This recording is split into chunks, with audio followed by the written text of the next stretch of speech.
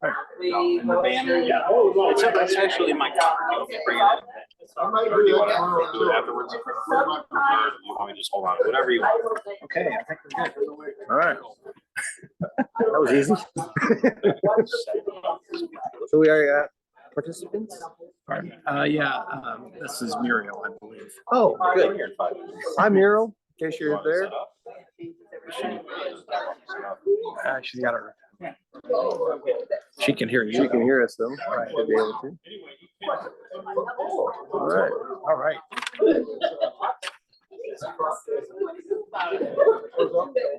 Here we go. Are you introducing us?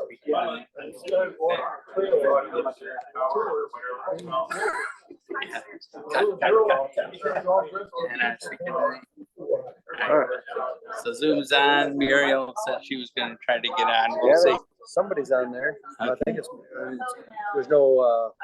It's just called iPhone, but it's okay. more than being Roger. So Okay. somebody's there.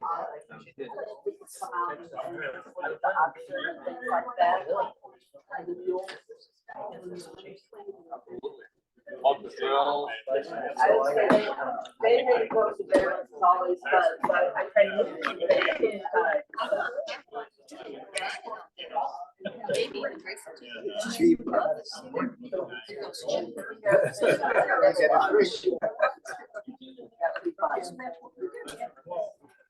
It's a good day. Grab horses, stalking, they can hook them up and pull away. Rick does a great drive all around the place, showing everything.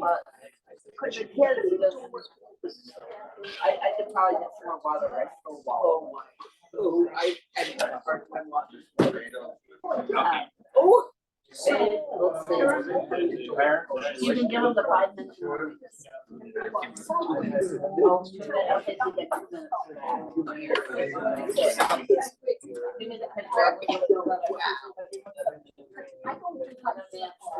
No way. Thank you.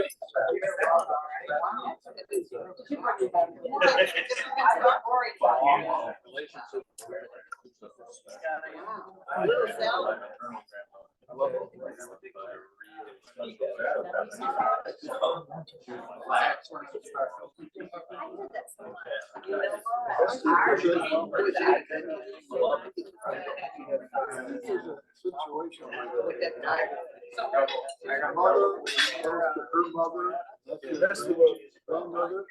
So you have more interaction.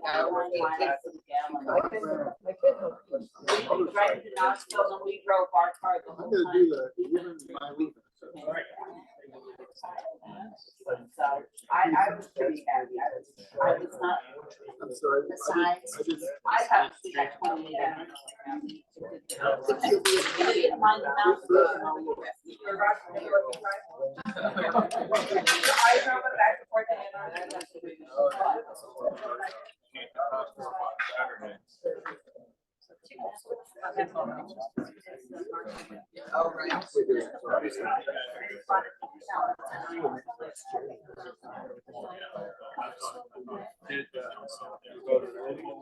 We do that Friday.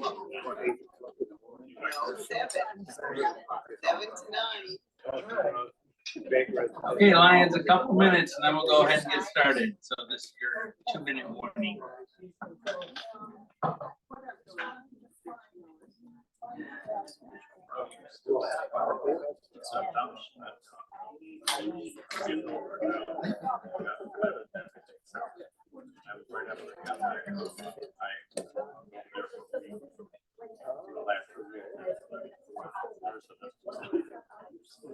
Feeling better now. I hope it's that wet.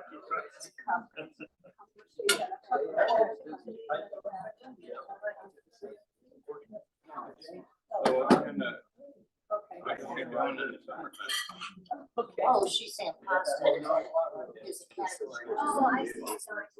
So it's 2.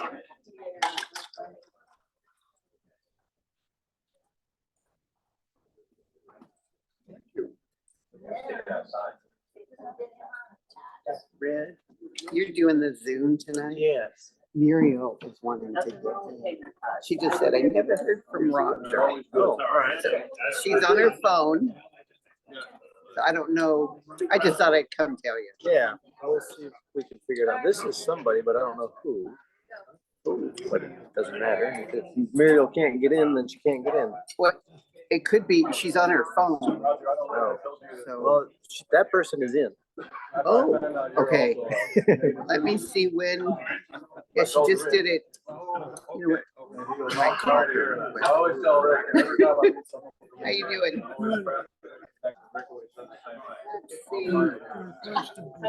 Yes, sir.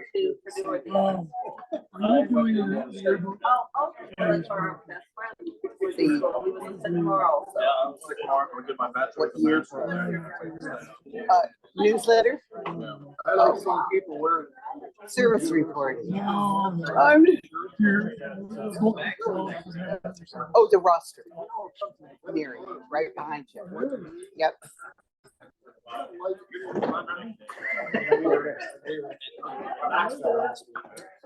Same day with two people. And then another guy was over here moving from Indiana.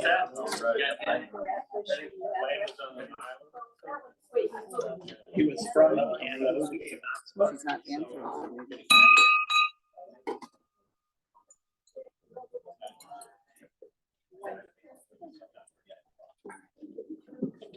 Good evening, Lions.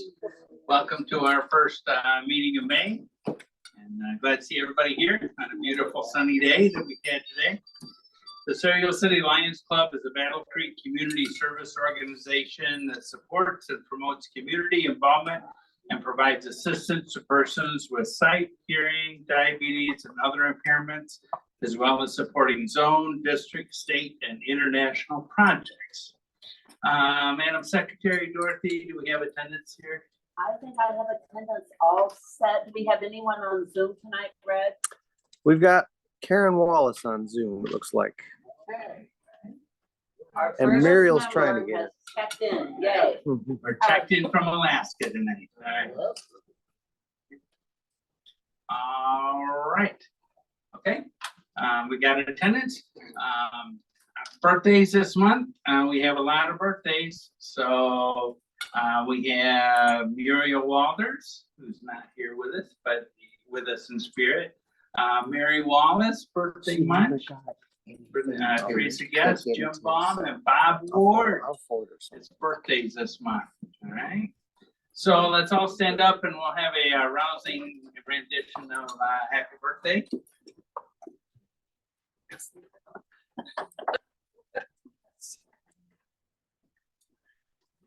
And it's just Happy Birthday Lions. Right? Okay, here we go. 1, 2, 3. Happy birthday to you. Happy birthday to you. Happy birthday, dear Lions. Happy birthday to you. Okay, just remain standing tonight. For our pledge, we have Lion D. Davis and Lion Paul Rose are leading our pledge here tonight.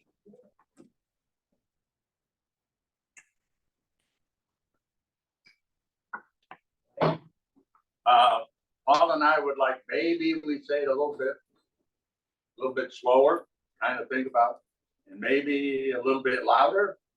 And so Paul and I were on active duty, so hand over heart, and we'll do our military thing. Like allegiance to the flag of the United States of America and to the republic for which it stands, one nation, under God, indivisible, with liberty and justice for all. Thank you, Lions. And Dorothy has the invocation tonight. It'll be easier to read because I did it in 16 fonts rather than 11 like last time. Please remove your hats and bow your head. Thank you for being with us tonight as we gather on this beautiful spring day. Please bring healing to our Lions, Muriel Walters, John Stiff, and Jim Baum. We want them to be back with us soon. Be with fellow Lions Carlisle Sims and Glenn Alday as they enter a new phase of their life without their long-term spouse. Bring them comfort. Help our club as we finish up our Lion year with a successful state convention, zone chair training, and cereal festival kids site testing and diabetes testing. We are an active club who knows how to serve. We give thanks for the meal we are sharing, for the speakers presenting, and for the members who step up to do. In Muriel's honor, I close as she does. As Lions, let us to continue following our motto, we serve, and follow in our International Director Patty Hill's words. Changing the world is a journey that starts with small acts of kindness and has no middle or end.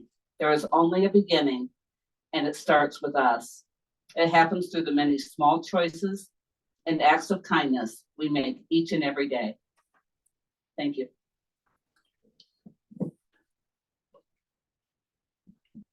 Okay, have a seat, relax. Thanks for coming. We have lots of everybody here tonight. Okay. All right, thank you, Dorothy. Nice job. Introductions, we'll go around and see who's here tonight. I'm Brian Cook, I'm your president. Jane Carl, Cereal City Lion. Bob Harvey, Cereal City Lion. Dee Davis, Cereal City Lion. Ron Marlette, Cereal City Lion. Paul Rose, Cereal City Lion, my spouse, Sue. And Sue Wannabe Lion. Roger Bossy, Cereal City Lion, and our guest tonight, Eric LeFary. Ross Schimmel, a guest here. Nancy Schimmel. Dorothy Bossy, secretary.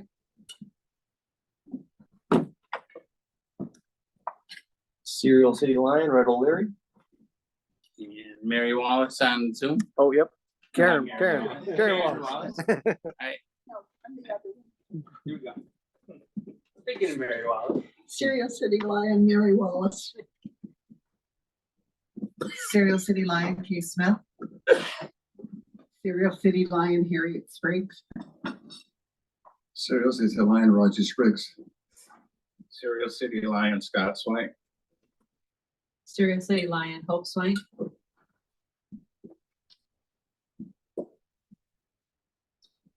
Cereal City Lion, Brian Trainer.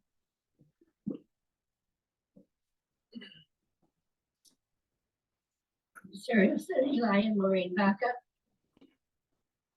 Cereal City Lion, Bob Ward. Cereal City Lion, Derek Dean. Cereal City Lion, Jane Cook. Cereal City Lion, Blake Uzak. Okay, welcome everybody. Let's all look at the Zoom camera and wave hi to Karen up in Alaska. Beautiful day here, 70s and sunny.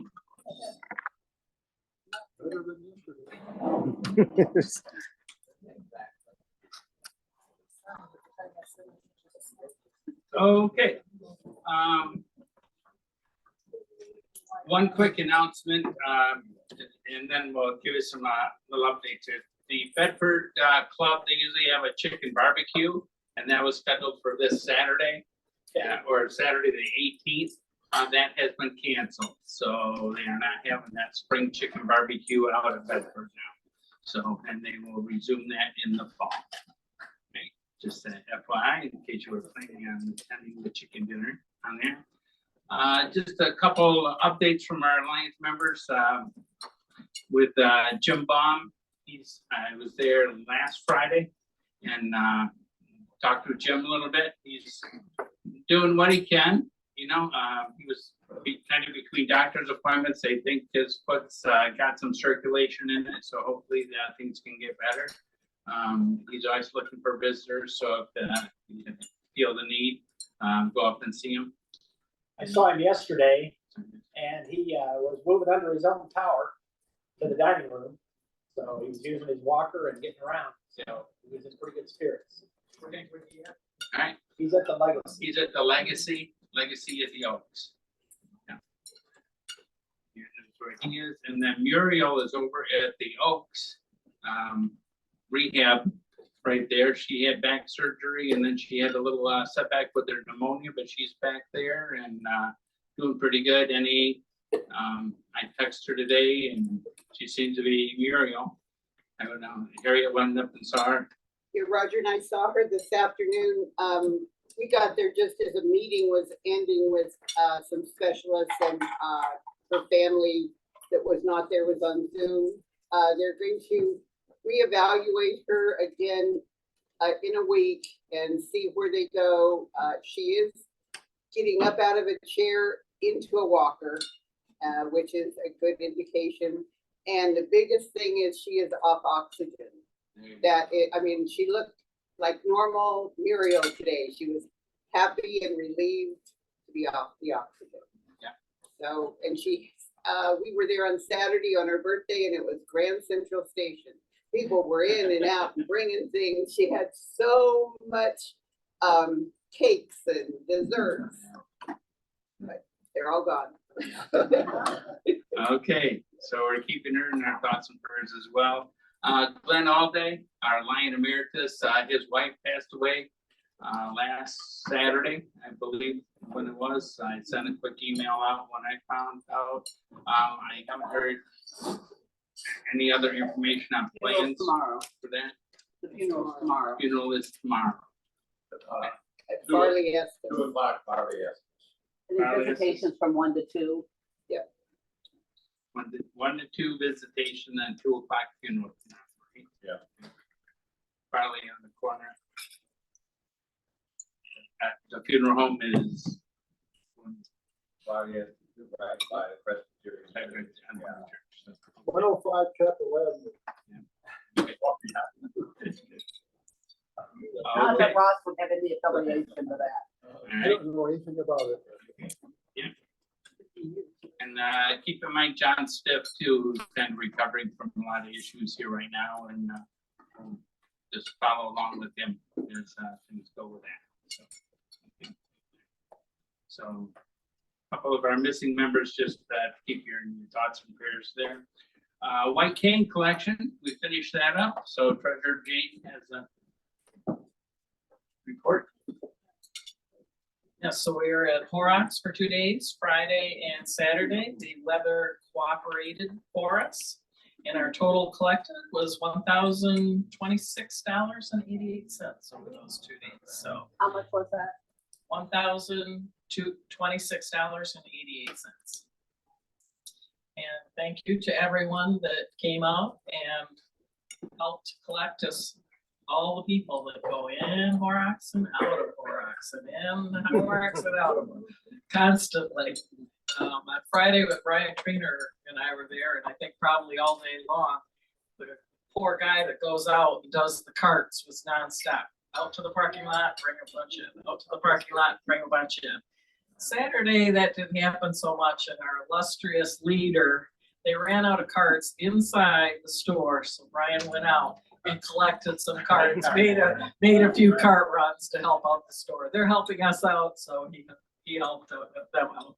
Just to let you know that Nancy Gallant and I also helped out Horrocks because we filled carts up with plants when we left. Oh, That's there really our goal. Helping the economy grow. That's right. They helped us, we helped them. All right, well, thanks for everybody that helped on that project. It's a good fundraiser for us, and we'll do it again. So, all right. Marshall White Cane is coming up this weekend. I think some of you have got with Teresa to sign up for shifts over at Marshall. Again, that's where Marshall needed some help with White Cane. So Teresa was looking for people from the zone area to go over there and help. So hopefully you've got those scheduled and that on the calendar for those that want to do that. All right. Also coming up this Saturday over in Jackson, we're going to have zone chair training. It's going to be the Roger and Brian show again, so fun and excitement galore. All right, I'll let Roger talk about all that. Yeah, so if anybody wants to be a zone chair, come on over to Jackson on Saturday and 2 o'clock, and we're going to be working with the new zone chairs and the existing ones to do a refresh. And I realized that a lot of things have changed since we've done that before. So I've been working feverishly on my presentation, our presentation to get it up to date. So wish us luck. It'll be just fine. Yeah, so that's on Saturday. Hope we'll see you there. All right, that sounds great. Multi-district convention is coming up here in a couple weeks, and are we all set with delegates? Last time we were looking for delegates, and I have 3 people that are willing, but if anyone is going and would like to be a delegate, I have folks who said that they would be willing to not be it if a new person wants to. So if you are attending the convention and would like to be a delegate, let me know. I do need to send that in by the end of the week. Don't you have to be a member for a year and a day? Everyone that's here has been a member for. We're good. okay, so if you would like to be a delegate for the upcoming multi-district convention, that's in Grand Rapids this year. Please see Dorothy for that. The Department of Public Works in Battle Creek, they had their tire collection today, this afternoon. I don't know if we had anybody from here that helped on that today. Mike has an update. Yeah, I did stop over at the tail end of it, and they filled a semi, and then they had a heaping pile of tires in the parking lot as well in front of the semi. So that had a great. So great day for turning in tires. All right, so that's been good. I told Bessie there, I said her projects seem to be falling on our meeting days, so that's a little tough for some of us to get there. The next one is on May 22nd, which again is our next regular meeting. They're doing electronics recycling, and so that's from 4 to 6. They're at the DPW on Kendall Street.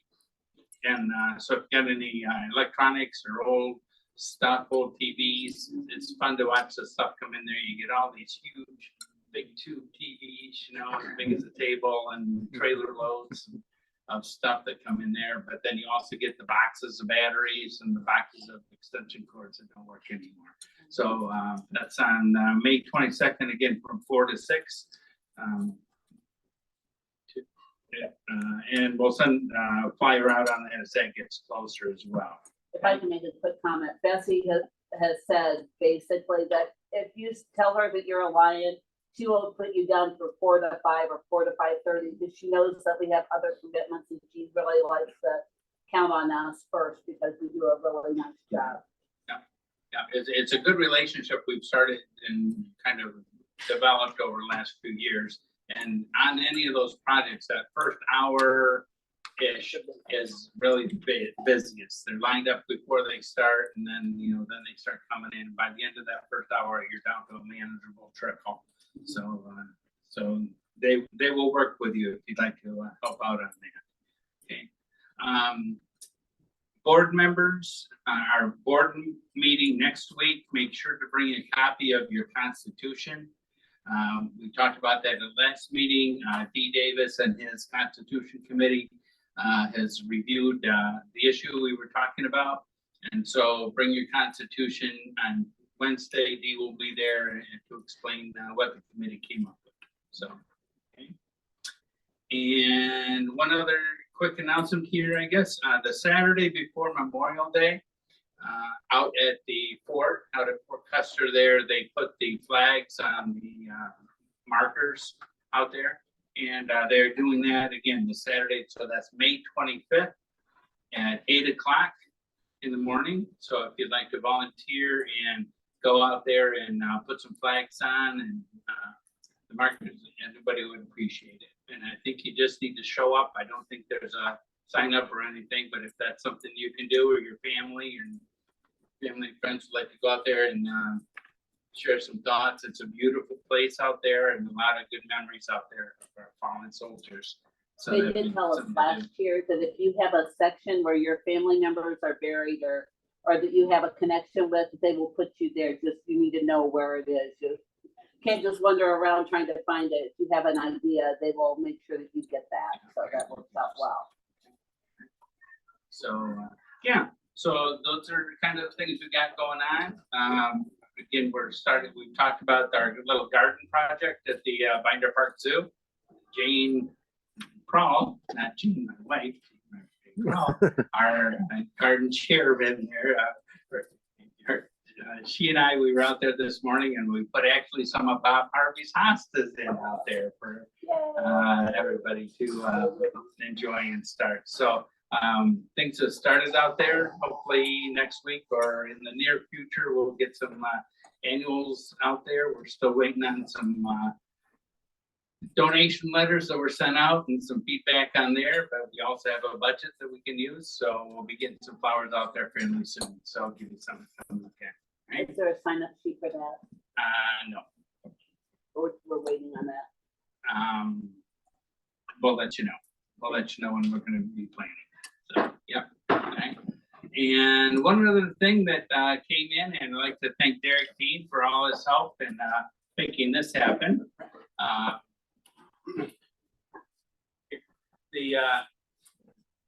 Early on last year, we talked about banner. This was actually one of Scott Swank's ideas to get for us. And Derek has a company, and this is kind of tall. Wow. But so we came up with this little guy, all right? And so it has a base that it sits in, all right? And it just basically says Lion event today. So we can take this to our white cane collection. We can take it to our cereal festival. We can take it to whatever we're doing out in the public. And then we can add a little more flair.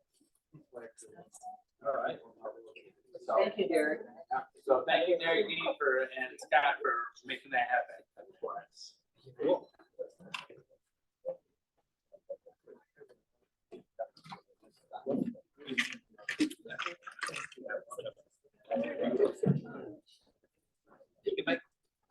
Yeah, we started with one, and we'll see if that works or helps, and then we'll go from there. Okay.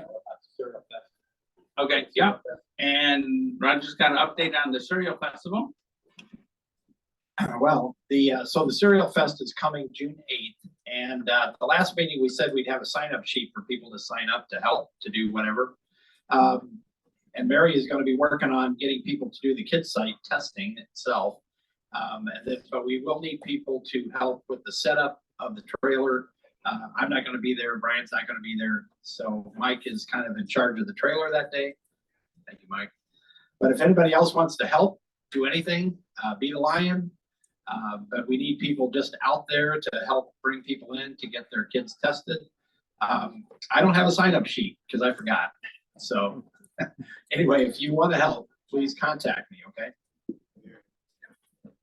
And that's from 8 to noon. And so usually if you're setting up, you want to be, I think you need to be set up by 7. But yeah, 6:30 or 7 o'clock, you need to be set up because then you need to get all the cars out because they close the road off. So basically you need to be set up by 7. And last year we had people there at 8 o'clock. So that's a pretty big event for us to do. All right. Okay, tonight we have our speaker here from Pillars International, and I'll let Roger introduce him. All right. Well, I have to give a little preface to this because I've lived here about 50, I don't know how many years, Dorothy, 50 years we've lived here in Battle Creek. Close to 50 years. And I think I found out about tillers about 4 or 5 years ago. And the reason I found out about it was because with the winter camp, we're always looking for a driver with horses to pull our either a sleigh or a wagon out there. So ultimately, I found my way to tillers and some contact there because that's what they do. And they have horses and oxen and all kinds of things. But anyway, so we've had Rick Eschheis, who is he was a volunteer. Now he's kind of a sort of an employee, but he's come out the last 2 years. And then we drug along our friend Ross Schemmel here to help out. And Ross got involved in tillers and now volunteers on a weekly basis to help them out.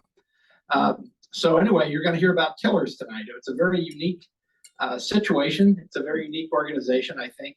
And speaking to us tonight is Eric LeFary, who is the executive director, and he joined June of 2023. So he's not been there that long. He is a native Hoosier, which is a great thing. All at one table. And so anyway, but don't hold that against him, okay? I know.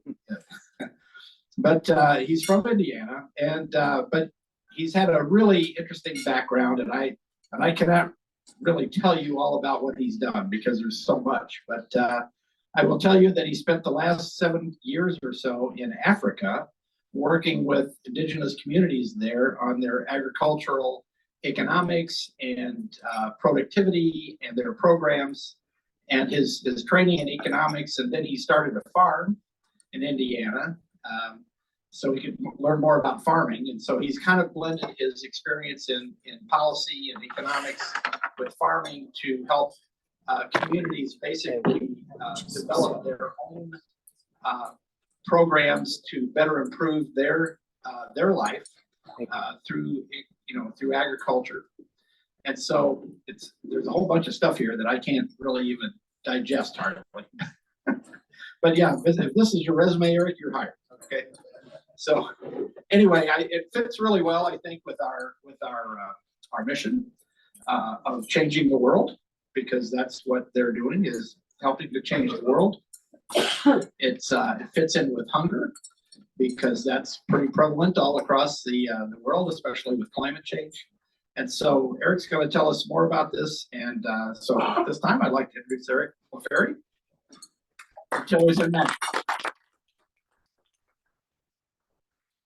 Thank you very much. It's an honor to be here.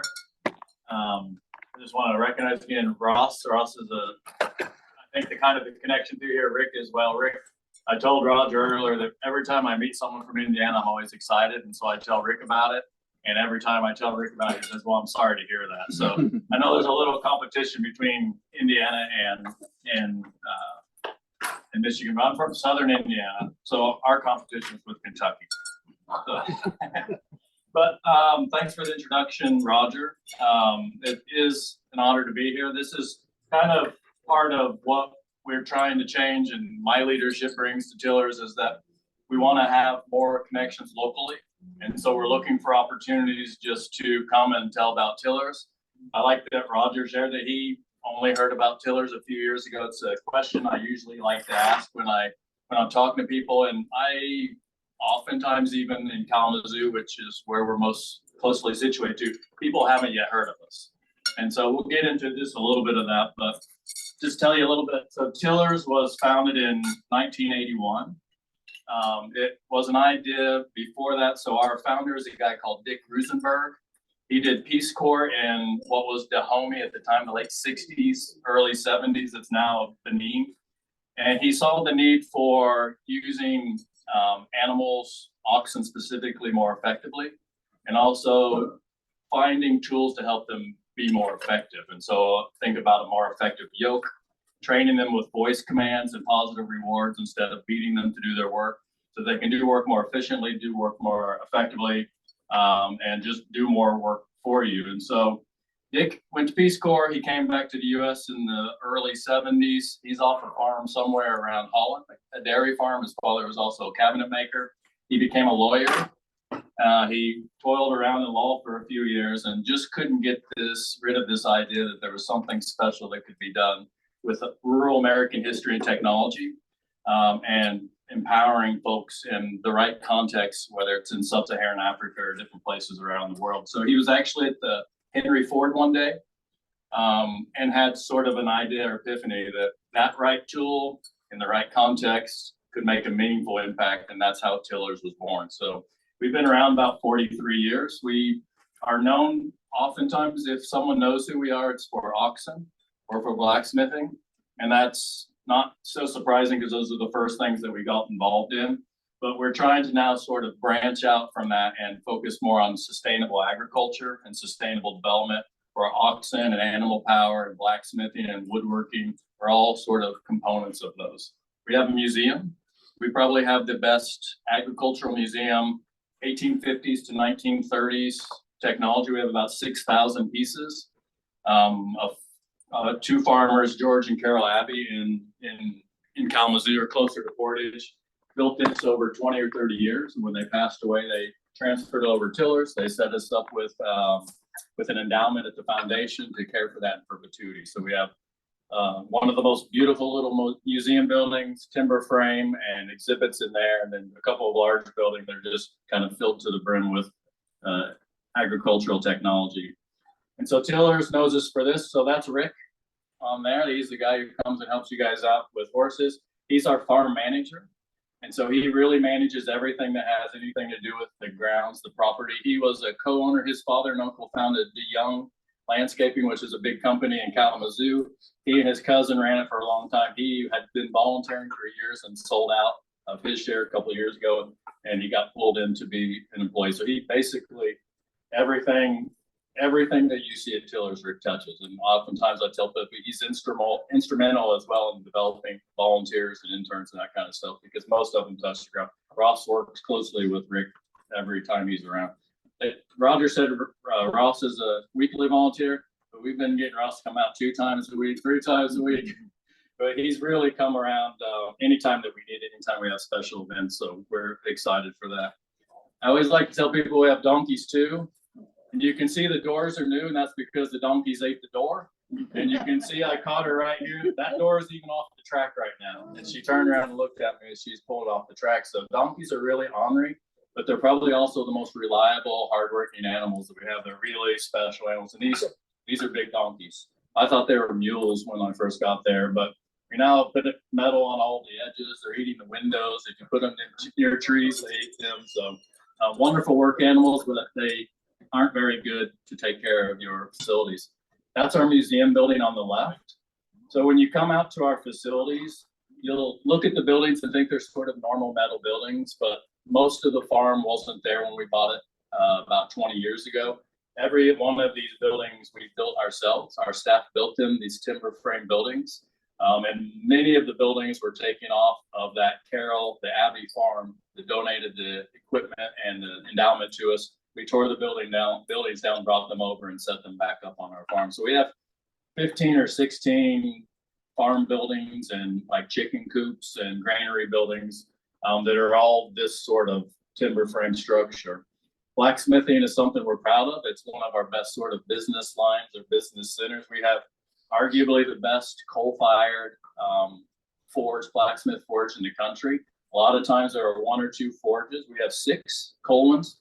We have a couple electric ones, a couple gas ones as well. And so we are able to bring a lot of people together. And what Tillers specializes in is not the instructor doing the work, but actually passing that knowledge to you.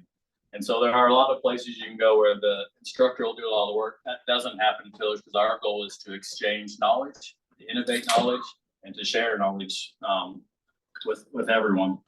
And I like to put this in there. So we have the mill dam, that's the Portage River. We have Cook's Mill, and we have an old mill house on the property. We have a waterfall from where the Cook's Mill is, backs up the Portage River. This is a place, so I'm standing on the waterfall here, and I like to go out and talk to my family and just look up the water and see the seasons change. As Roger mentioned, I spent 7 years in Ghana, most of it in northern Ghana, and that's sort of 110 degrees, rain 3 months a year, pretty harsh environment. So I miss springs and falls. I'm a rural person. I grew up in South Central Indiana. I grew up in the county. I didn't even grow up in a place. And so this place has been really restorative to me, like seeing the seasons change and seeing the snowfall. We have just absolutely beautiful property, 220-acre farm. We have an old stone mansion that we use as our office, and then with all these beautiful buildings and just natural amenities. And then with Rick and Ross and other people, it looks like a park there. It's just an absolutely beautiful place, even if you just want to come out and go for a walk. So I always encourage people that if you don't think you want to take a class, come out anyway, go for a walk, mushroom hunt, go fishing. Brian told me he's a fisher, so I told him an intern caught a 5.5-pound bass last week right out of this place. And so there's something for everyone at Tillers. And that's what my goal is to make sure that we just spread the message and let everyone know that no matter what your interest is, there's probably something you can do at Tillers to build a skill or to just to fill curiosity. So this kind of gets into where I started, where historically we've had an international focus. So For much of the last 40 years or so, we've had a farm, and the focus of it was just to do work that could then be sent internationally. And so we were never intentional about building relationships locally. We've always had programs where a school group or some other organization will say, can we come out? And we provide them an exciting and fun learning experience, but it was always sort of one-off. And I think that we have the opportunity, we're uniquely positioned at Tillers to build bridges, particularly around agriculture. There are very successful urban agriculture activities going on in Battle Creek and in Kalamazoo, and Detroit is on the forefront of urban agriculture. It is the future of urban agriculture already. Building bridges between rural agriculture and urban agriculture, and reaching kids like these that may not ever have an opportunity to see just a beautiful environment out on a farm. And so we've been told we have an inverse relationship with the local. And that means that you're more likely to know about us in Burkina Faso or Mozambique than you are in Kalamazoo or Battle Creek. And that holds true. We've reached tens of thousands of people around Africa and a few places in the Caribbean islands and South and Central America. But we just have never had an intentionality in our local programming like we do in international. And that's one of the draws for me personally, is that I've been lucky to be able to develop programming in international context, but I hadn't done it in the US. So I went to school for 12 years, and then I did the logical next step and became a farmer. And then I got into international development, and then now I'm back here. And part of what drew me to Tillers was the opportunity to make an impact locally. There are a lot of interesting histories around economics and other relationships in this area, and agriculture is something that cuts across all those and brings people together. And that's what I think Tillers has the opportunity to do. So we just have a laissez-faire approach to what we do locally, with intentionality around what we do internationally. And so we do really special work, and we reach communities in ways that other organizations can't, because of the skills we have, because of the skills we keep alive, and because of our just openness, I think, to partnering in ways that always work for our partner. When I'm talking with partners, I always say, well, what do you want to do? And we can probably build something around that. That will make it sustainable, and it will make it successful for all that we do. So these are both pictures of a trip I went to. I was on the left is Mozambique, and on the right is Uganda. This is March, so I was gone for about a month. These are farmers that we worked with, so we provided them access to the animal traction components. We also provided them access to the seeds that they needed, and then we gave them agronomic advising. So folks from our team in Mozambique were going out and making sure that they were just doing things like looking for pests. And if their pests were there, they were treating them. If the weeds were there and they hadn't taken care of it, just a little bit of a reminder. But just some nudges and prompts to help them do things that they're already doing, but to give them the support to make sure that they're just taking that next step, so that they're going beyond just even sort of basic food security, but developing growing surpluses that can be marketed to school fees cost money in Mozambique too. Shoes cost money, toothpaste costs money. So they need more than food, they need money. And just even things like helping them think through, everyone grows their cabbage at the same time. If they have irrigation, and a lot of folks in Mozambique do, because it's a very wet country with lots of mountains and valleys, lots of natural water just running down hillsides that have been dammed up effectively by the government, helping them to think through planting a month later or a month earlier, just to time the market more effectively when other people aren't selling their cabbage, can make significant impacts in lives, just helping them with those sort of little nudges like that. This is an opportunity. So we've had programming in Uganda on and off for about 16 or 17 years. And I bring to Tillers experience in big international development, a passion for highly local, deep impact, slower scaling, but sustainable, meaningful development. And so this shows an opportunity. This is in Masindi, in the western region of Uganda. It's kind of in central western Uganda. But you see that yoke is a traditional yoke, and it works, but it puts a lot of stress on the animal. It will cause pain and cuts and bruises and stress on the animal. So we are supporting a business to grow and this is one of the community groups that we're supporting, they will get improved yokes and part supply and the tools that go behind the animals so that they can retrain their animals and farm more effectively. And so it's a community level model. We want to go in, listen to the community, give them what they're asking for, and then meet all of the agricultural needs in each community before we grow into other communities. So local impact, global reach. We went through, since I've been on board, realigning our mission and vision, and it doesn't seem that significant, but the use of worldwide is one of the biggest changes, and that was what allowed us to open up and have a local impact, a local Michigan, Southwest Michigan impact. We had always had something that focused all of our efforts internationally, and that's fantastic. And we're committed to that. We love that work. But like I said, I think there are huge, profound impacts we can have on young people's lives, especially, and other folks as well, by developing programming, allocating funding and resources and the assets that we have to make sure that while we're thinking about, this is in Twero, this is also in Uganda. So this is a group of women farmers that we work with, about 80 women. While we also are looking at how we can impact them in a local sense, we want to make sure that we also have the opportunity to grow impact locally here in Southwest Michigan. This is what I see tillers as, and coming in, I struggled a little bit with how to think about tillers, but the way I think about it now is this can be like somewhere in Illinois or wherever, and someone has the idea that they want to learn about oxen, animal traction.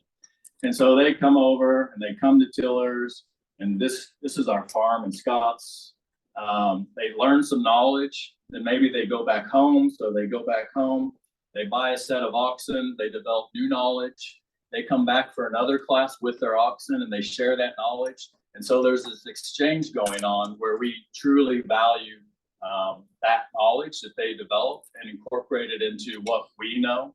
And that then impacts the same thing that's happening in Africa. So we have interns coming from Africa, we have staff going to Africa, we have a lot of touch points. And so the knowledge that is being shaped around the US and at our farm is being shaped through exchanges, innovations in Africa as well. And then coming back to the farm, and then at our farm is where this all happens, where Africans, people from all across the US, sometimes folks from other parts of the world come together, share knowledge, make new knowledge, and something more beautiful, more impactful, more special can then happen. And so for me, that's really what Tillers does, is bring people together, bring groups together, bring organizations together that might not otherwise come together. And the outcome or the output of that is something more beautiful, something more impactful, an impact that wouldn't have happened without that connectivity. And so this is kind of where it all started when we talk about our founder, and it doesn't look like much of an innovation, but just a wagon like this that has its center of gravity in a specific place and a certain size wheels with that rubber around the outside can significantly impact the amount of work a team of donkeys or a team of oxen can do. So this is a concept that came out of Dick, our founder, he's also still on our board of directors. So he's been around the whole time. He's still part of the organization. This was one of the first ideas that was born in his Peace Corps days. That kind of is the genesis of what Tillers International became. This is one of those innovations. This is Boniface. So in Uganda, we're supporting his business. We worked with him for 16 or 17 years on and off. He is a guy who, if you know anything about Ugandan history, northern Uganda is where the Lord's Resistance Army was in the 80s, 90s, and 2000s. His father, his uncle, his brother, grandfather, all sorts of, most men over 40 in northern Uganda were killed during this period of time. And so his school was disrupted when he was 8 or 9 years old. But he's about to finish a master's degree. He's running a successful business that posted, had to pay taxes last year. And so we're supporting him to grow his business. And then we're supporting 3 community groups with infusing money into their community lending groups. So they can borrow, lend to each other, hold each other accountable, lend to him for things like yokes, tools, part supply, knowledge, training for oxen procurement, so that they can get the things they need, grow his business into something sustainable. And that's sort of a 5 or 6 year plan where it's not a forever plan. It's let's invest, let's give him the support he needs as far as business models, business tools. Let's work with the community so they clearly understand what the goal is, which is for all of their agricultural goals to be met. And then we pull out and move somewhere else. So that it's truly sustainable development that doesn't require continuous investment. This is just another example. So we have an international barn where there have been tools that have been innovated. And this is an example of something that was made for Senegal. They wanted a regenerative ag tool. And so this is a minimal till tool. It's a ripper essentially. And so instead of plowing all the ground, plowing is something that is really harmful to the soil structure. It kills the bacteria and the fungi and all those sorts of things. You need to break down nutrients into usable forms like nitrogen to ammonia and all that sort of stuff. But this one just pulls behind a team of animals and plows up one strip. And then people can plant along that one strip. So it doesn't disturb the rest of the soil, and so it retains more moisture, and you're more likely to get a better harvest. So that's an example of how we also use our museum collection to get ideas, look at what has been used in the past, see how we can modify it, and then come up with things that are just, scrap metal kinds of pieces and rebar, things that are locally available in the countries of context where they're going to be developed so that they can rebuild them themselves, so that they can fix them if they break down. And so that ultimately, what we want to do again as tillers is that whole exchange. We want to pass everything we know on to whoever it is that we encounter, so that irrespective of whether we have continuing interactions, they have the knowledge and the skills to move forward themselves. They can run their own business, building and modifying tools. And so Boniface in Uganda, he has a fabrication shop where they also build these tools, and they're to the level now where they're building like threshers, like corn threshers. That it's a standalone thing that it can be run on a PTO or its own engine, but you throw the corn in top and it tumbles it around with fingers, basically, kind of like the belly of a combine, and then throws the grain out the bottom to speed up the harvesting process, but also to improve like post-harvest losses and those sorts of things. And so we get a little more sophisticated as well. And so this was for a project just a couple of years ago in Burkina Faso. It was a partnership with the university there, and it's a planter. It's an animal drone planter. And you can see some of the experimentation that's even going on. It's kind of it's a research model. It's a functional one, but different sorts of things, even just to knock the mud off based on what's locally available. Maybe weighting, if you need a little bit more weight to make sure that the seed can be put in at the right depth. And so this is just a little closer view. And so this one, again, so basic, just plate metal that can be found. It doesn't have to be high quality steel. It just has to be shapeable rebar that can be heated and bent, and then, spare rubber from bike tires or car tires or whatever it might be to give the traction. This is the seed plate. And so this is something that, we melt old pop cans. We say pop in Michigan or soda, I forget. Pop. Okay. I think I also say pop in Indiana where I'm from.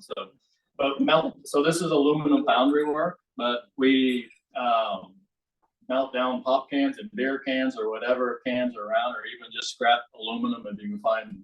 You're not going to find an old storm door in Africa, but whatever you can find, melt it down and do basic sand casting, so sort of rudimentary sand casting. So it's another component of the innovation of skills, and one that's easily accessible and trainable and teachable, so that when we get that knowledge or when we exchange that knowledge, it's something that can take hold and can continue to make impacts even after we go.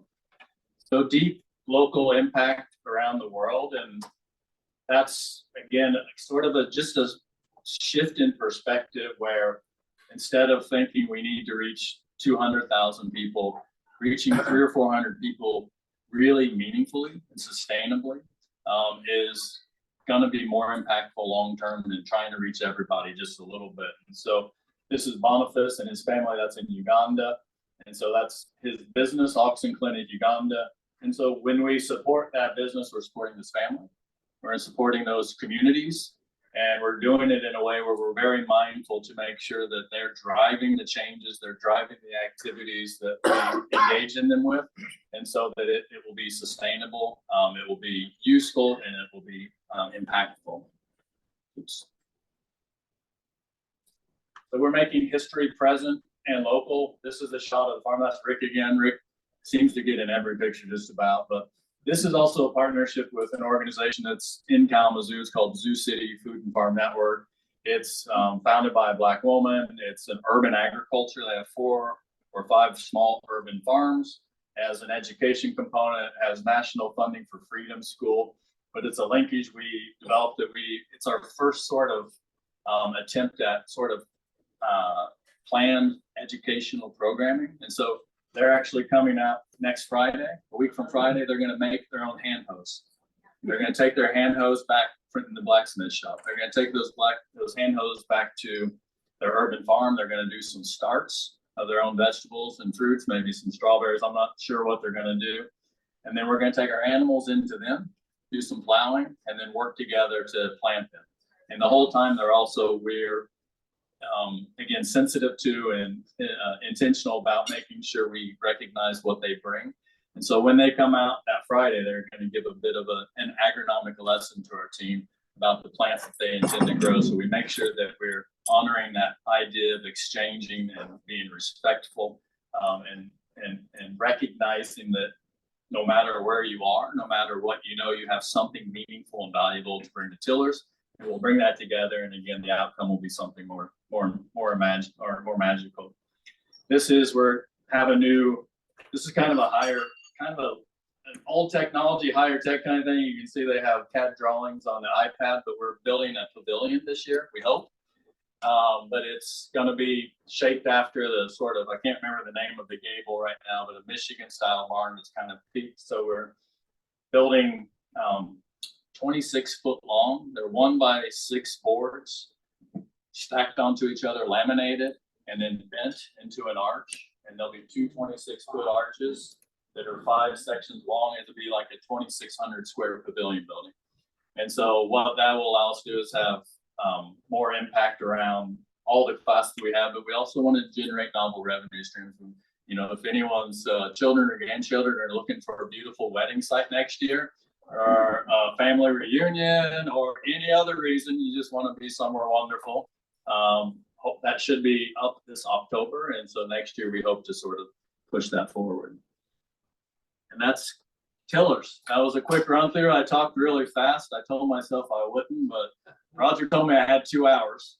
I knew that might be too long, but again, I'm Eric LeFary. My email is my last name at tillersinternational.org. Tillers@tillersinternational.org is one that's easier to remember. That one goes to Linda. She'll answer that. But we are always open to everything. I always tell all partners that everything is possible. I believe that. We have everything from Boys and Girls Club to the K-RISA folks to farm organizations to KBCC's coming out. They're going to have classes, that range from even landscaping. They're going to do landscaping. So we have a large farm. We have beautiful buildings. We are opportunities for just about anywhere you might want to be involved, or just come out and take a class, or like I said, just come out. And this is the room I stayed in for my first 9 or 10 months here in Michigan. I stayed on the farm in the house that we have there. And this is just looking out there over the backed up Portage River. It's kind of the same view that I showed earlier, but it's just a beautiful natural place. It's, if nothing else, great to come out for a walk. With that, I'll say, I don't know if we have questions and comments. Can you define exactly where you're located? So we are at 10515 OP Avenue. So we're just north of Scott's.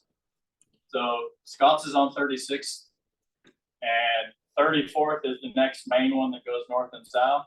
We're on OP Avenue between 34th and 36th. So it's, if you're coming from here and you turn off onto 36th Street, I think it'll be your first right turn. There may be one in there I'm forgetting about, but I think it'll be your first right turn. There's a left turn there somewhere in there, P Avenue or something, but we're on OP. go on 36, take a ride on OP, and you'll see us for sure. If you put it in your GPS, it will take you. Yeah, if you go to Google Maps and Tillers International, it'll take you right to our front, to our main entrance. It gets a little confusing once you get in there because there are roads going all the directions, but Google Maps will get you to the place very easily. Take you straight to the main entrance. Have you guys ever thought of aligning with Engineers Without Borders? We've had some discussions, so we have a really good partnership we've developed the last several months with Western Michigan University and their engineering department. We sponsored a senior design team this year. They actually built a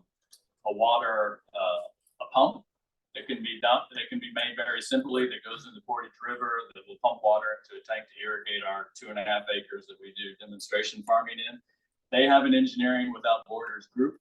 They've not regrouped since COVID, but they're trying to regroup. So we haven't gone to like the higher level, international level organization, but we have locally touched on a little bit. But I'll just mention at Western Michigan, we have 4 interns from them right now. And so we have a really good relationship with them and their Bronco internship program. And all of those kids are often either environmental students, they're not really kids, they're 25 or 30, but environmental studies students or engineering students as well. And we often keep those people employed part-time or as they want to work as long as possible. I know you offer some different classes, but can you talk about some of the classes that you offer for anybody that is interested? Yeah, so we kind of have several large categories. I would say metals would be one. So we have all kinds of blacksmithing classes, from very beginning level to you can work your way all the way up to where you're making something. Honestly, I don't even know what it is, but I took the beginning ones and I made some rings and made some hooks. We had someone come in just in 20 minutes the other day. The Kalamazoo Community Foundation came out, and within about 20 minutes, they made with the blacksmith a letter opener.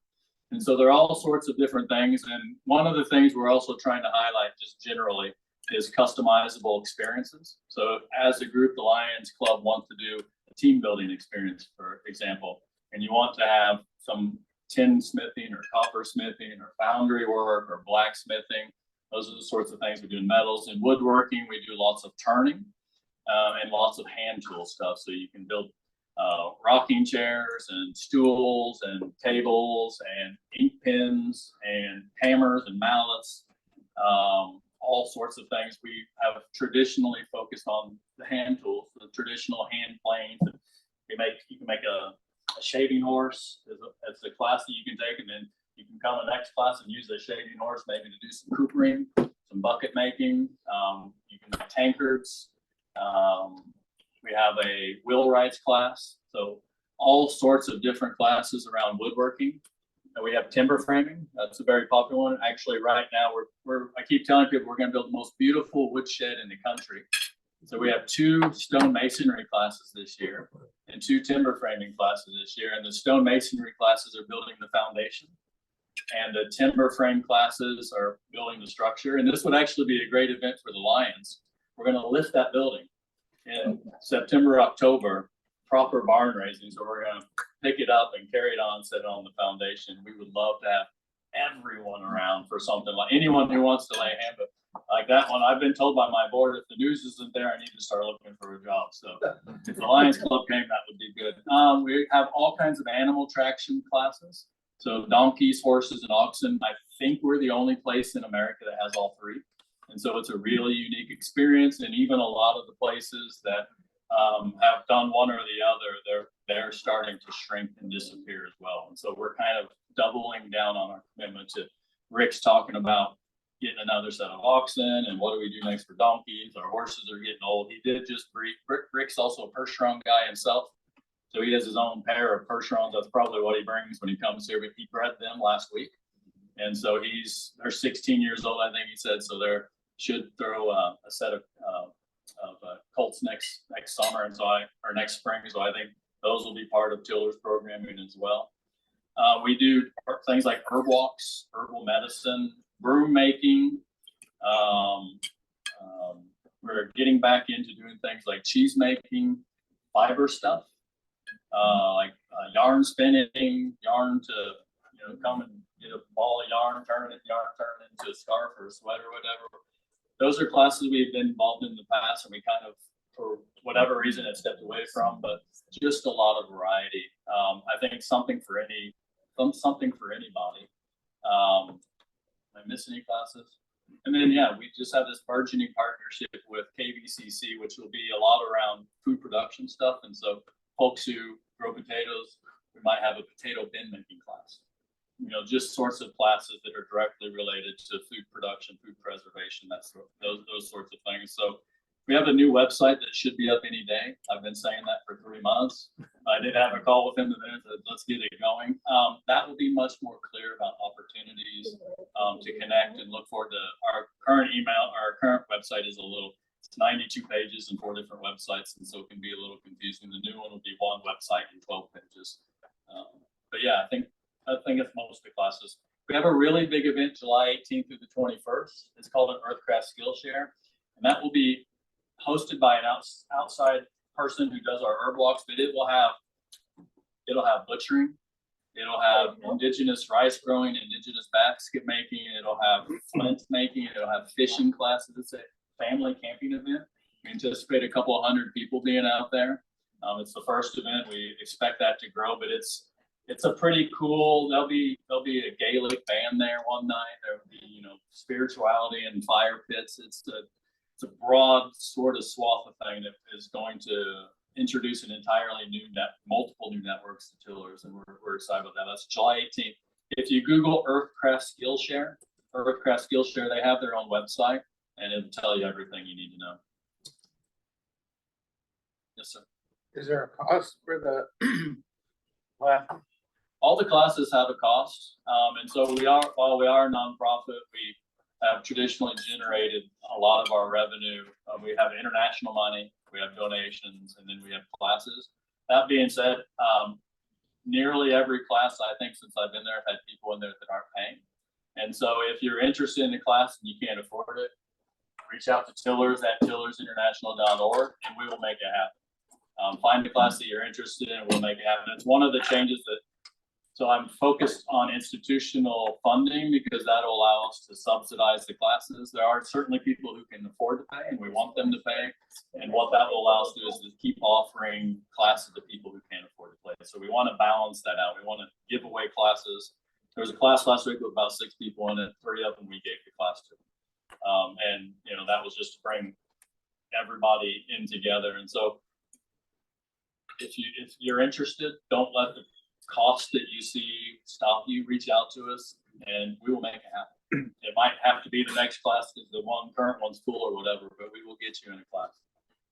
So the classes then, they're scheduled like already, in a month you're doing this class, or do people call you and say, we'd like a class on basket making, and you sort one out? So we have our sort of basic calendar that's set. We set it in we're on because a lot of the money is usually coming from the U.S. government, international funding. The U.S. government fiscal year is October 1 to September 30th. So we do most of our budgeting and planning like July, August. So we generally put out a calendar September, October for the next 12 months for our fiscal year, which is the last quarter of the calendar year, the next 3 quarters. So those are there. But again, it's something that'll come up on the new website, and we've been doing it already as customizable events. So if you want to do something, we can make it happen, no matter what it is. And if you want, we have a house. We have like 6 or 7 bedrooms that are rented. We have commercial style kitchen. It's a stone mansion that is made by the Upjohn folks, Preston Parish. So that family had this farm. He built this big stone house, like an 8 or 9 bedroom house, and raised his family in it. And so it's just an absolutely stunning house, set in a beautiful environment. And we've been investing in that as well, in the house itself, to update it because we want to market that for like corporate team building events. But also we're going to put them on Airbnb. We think there are a lot of folks that want to come to Battle Creek or Kalamazoo and don't want to stay in the Hilton or whatever, and would love to stay 10, 12 minute drive or 20 minute drive, whatever it is, in a peaceful, beautiful, serene place where you can go out and walk the dogs if you want to on the same morning.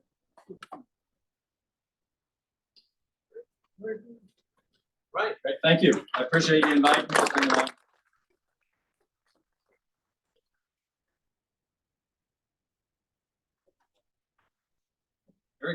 we're pleased to have you come tonight. It's very interesting talking to you. So a little contribution to help your bottom line a little bit.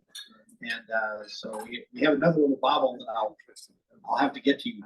I'll get it to Ross and you can pass it along to you. But a little token of our appreciation for coming out tonight. So I'm really grateful. Thank you very much for this. We appreciate you having us over here. Yeah. And Brian he's already recruited me for 2 more Lions. all right. Thank you. Thank you. All right. Very interesting presentation. Another eye opener of things available to us here in the area. Okay, it's game night. So that's one of the questions that Eric had. He says, when's the 50-50 drawing? I said, well, we have it at the end and that keeps the crowd here. So 50-50 and Brian, Trainer and Roger have that tonight.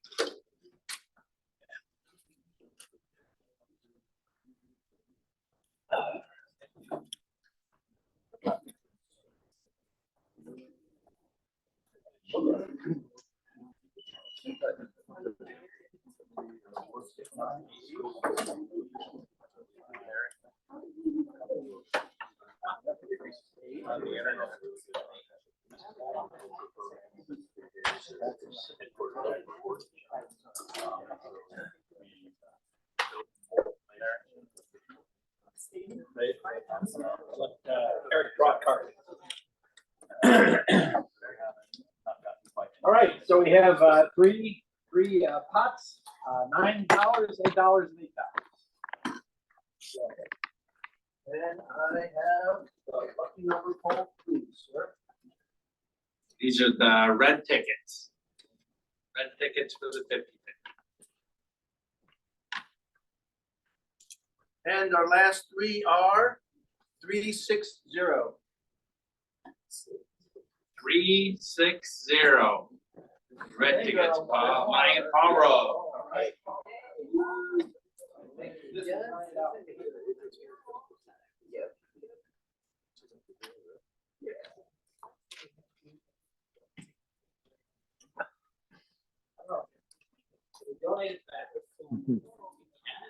Or you can get it during Happy Box.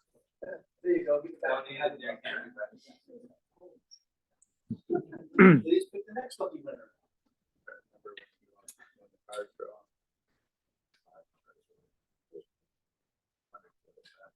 Winner is last three digits 334. 334. Lion K. Smith. All right, okay.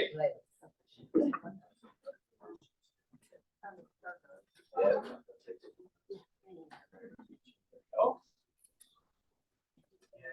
Pick the next.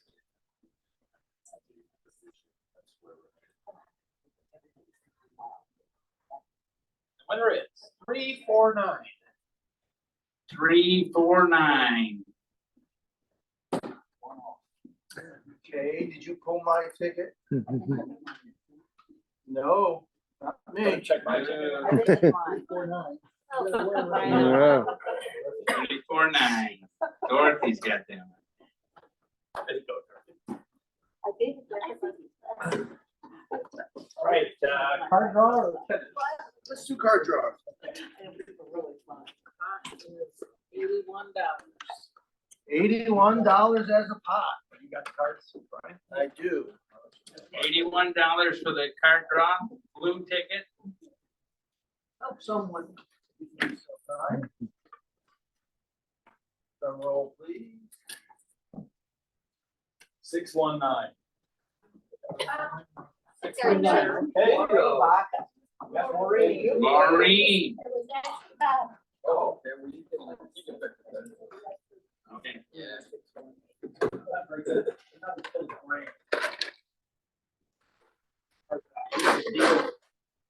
The dealer on that. You have the card draw, you have to draw the ace of spades to win the jackpot. You want to draw for Bob or you want to?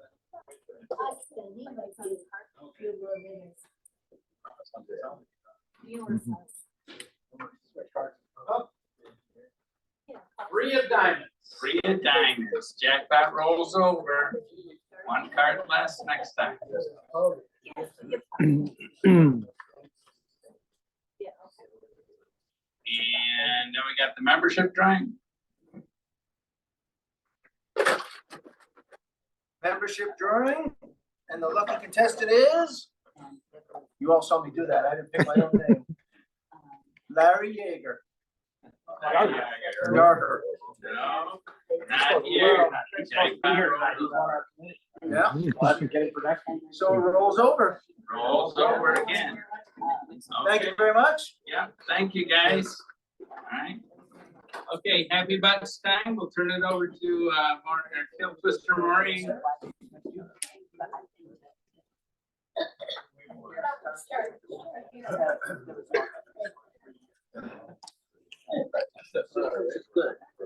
Fun for the presentation, very well done, very interesting, gotta go out there and check it out, guys, so it's fun. And the other one, just happy to be here.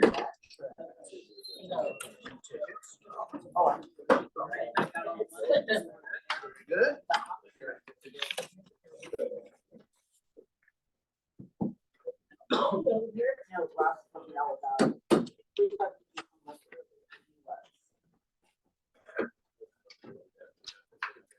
Two areas of happy bucks. One for the program today.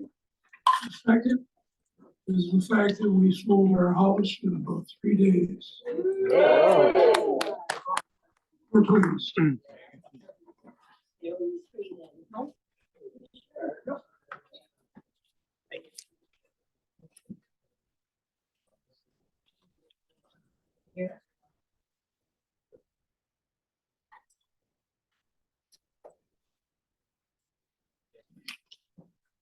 Ross one for my new spouse and Ed Baum, he's got involved in the Lions Club.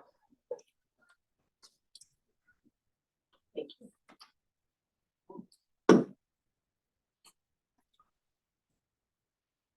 For the presentation tonight, very enlightening. The types of equipment made in this country and sent abroad to Africa, for example, for water purification,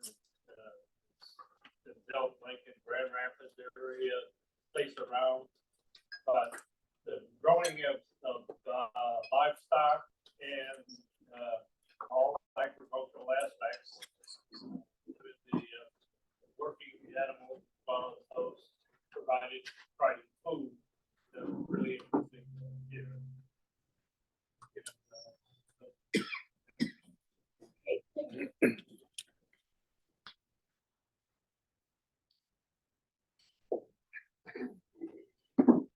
So I've got a happy buck for all the folks that are not with us tonight and are on the mend. So it's good that Jim and Muriel are doing well. And I also want to give an update on Mark Woodford. I stopped by. I'm in contact with the folks that take care of him. He's currently under the care of a guardian. And I got a call today that he hadn't had electricity since Saturday. And so he said, we have no idea where his fuse box is. So I went over there today and found his fuse box and got his power back on. But unfortunately, all of his food in his refrigerator is gone. And so he's, but he's getting along okay. Pretty slow. Then I've got one for Eric coming tonight. Very interesting. I was just fascinated when I was out there at the farm. So I encourage any of you to go out and check out the farm. It's really cool. And then the last one is just, it's great to see Ron. Great to see Ron back with us. So Ron Marlatt.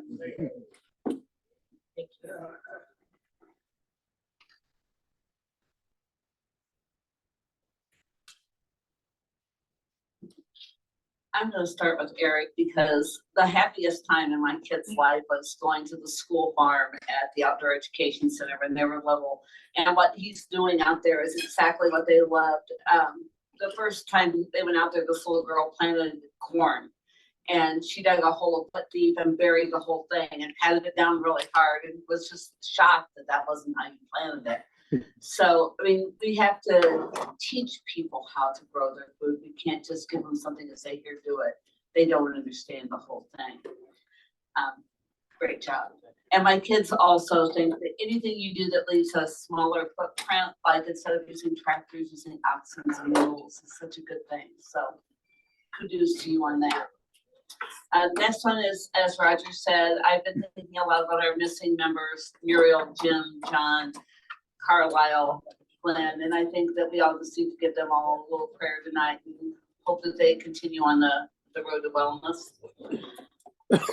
I am so glad that my friends are here tonight. I know that it's because he works there, but I'm glad to have them with us as well. And all of you, this is my community. My kids laugh says, I know that we can't call you on Wednesday. It used to be Tuesday with Scouts, but now it seems like every Wednesday's tied up with the Lions Club, and what a good group of people to be around. Thank you. Good evening. I've got three happy bucks today. One for the program. Thank you for all your hard work. We miss Blue the Ox. He was a real sweetheart when I met him out at the ox trot. The second buck is for gratitude for unfortunately the losses of the storm, but thankfully they weren't as bad as they could have been.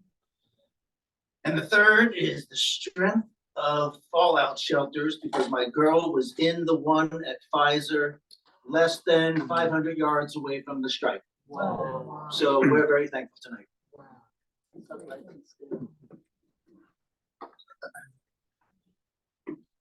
For our program, thank you. Second is my family all gathered. We got through graduation and they've all left. I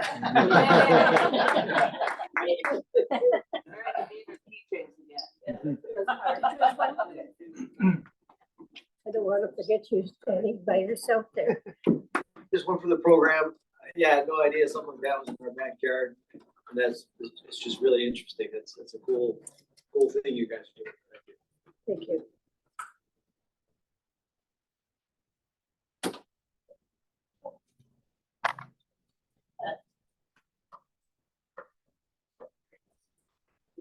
Okay, I've got a $5 bill here.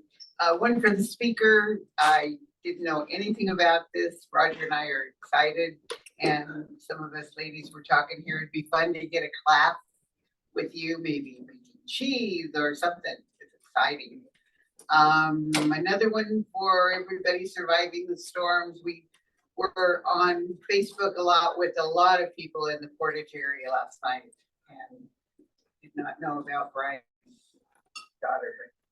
So also, Roger yesterday was at Bedford Lions and installed their new officers, and he inducted one of two new members for them.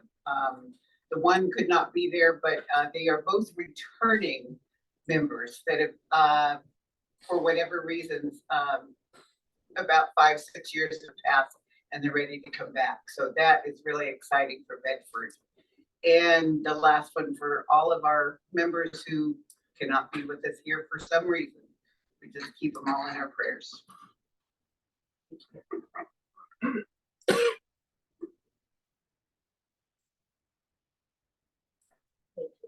Just want to say a quick word for Eric and Tillers. One of the things that people don't realize is back in the day, USSR, United States donated tractors to Africa, and they ran until they had a flat tire or something happened to them, and they didn't have the technology to take care of that. It had a flat tire, and that's where it sat. So this is the whole point of this, is that these animals are available to these people, and they're part of the economy over there. So this is really helping them a lot. So donate. Thank you.